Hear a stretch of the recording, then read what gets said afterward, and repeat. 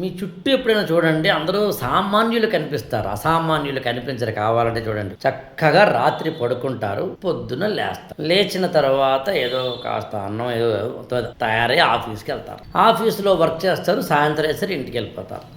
మళ్ళీ మామూలుగా టీవీ చూస్తారు, రీల్స్ చూస్తారు, యూట్యూబ్లో షార్ట్స్ చూస్తారు, లేకపోతే ఫేస్బుక్లో చాటింగ్ చేస్తారు, లేకపోతే ఏదో చేస్తారు, లేకపోతే ఫ్రెండ్స్తో మాట్లాడతారు. కొంతమంది మహానుభావులు వారు సాయంత్రం పూట చక్కగా ఒక చక్కటి ద్రవాన్ని లోపల వేసుకుని పడుకుంటారు. అంటే తినడం, ఆఫీసుకి వెళ్ళడం, పడుకోవడం, మధ్యలో సంసారం చేసి పిల్లల్ని కనడం, ఇంతకన్నా ఏమి చేయరు సామాన్యులు. అలాగే పుడతారు, కాస్త పెరుగుతారు. చిన్నప్పుడేమో ఫారెక్స్, ఆ తర్వాత ఏమో హార్లిక్స్ తాగి పెరిగిన తర్వాత స్కూళ్ళకి వెళ్తారు, కాలేజీలకు వెళ్తారు. వెళ్ళిన తర్వాత ఏదో పర్లేదు చదువుతారు, పెద్దగా ఏం చదవడు, చదివినా ఆ బట్టి కొట్టేది తప్ప వీడు కొత్తగా ఇన్నోవేటివ్గా చదవడం. చదివిన తర్వాత ఒక మంచి జాబ్ వస్తుంది, క్యాంపస్ ప్లేస్మెంట్, ఓ జాబ్ వస్తుంది.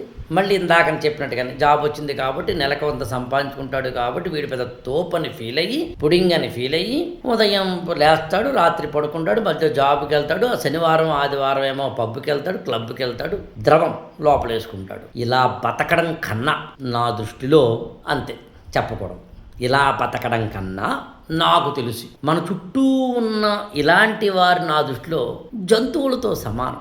పెద్దగా వాళ్ళకిను జంతువులకి తేడా ఉండదు. అలా కాకుండా నేను ఇవాళ ఏం చేశాను, రేపు ఇంకా ఏం చెయ్యాలి, ఒక ఆశయం, ఒక ఆశలు, ఒక కెరీర్ డెవలప్మెంట్, ఒక ప్రొఫెషనల్ గ్రోత్, ఒక ఫినాన్షియల్ డెవలప్మెంట్, ఒక డబ్బు సంపాదించాలి, ఇల్లు కట్టుకోవాలి, కారు కొనుక్కోవాలి, నా కింద ఒక 100 మంది పనిచేయాలి, 5 పనిచేయాలి, వాళ్ళకి నా శాలరీలు ఇవ్వాలి, నా ఆరోగ్యాన్ని కాపాడుకోవాలి, ఎక్సర్సైజ్ చేయాలి, ప్రాణాయామం చేయాలి, మెడిటేషన్ చేయాలి, వాకింగ్ చేయాలి, జాగింగ్ చేయాలి, జిమ్కి వెళ్ళాలి.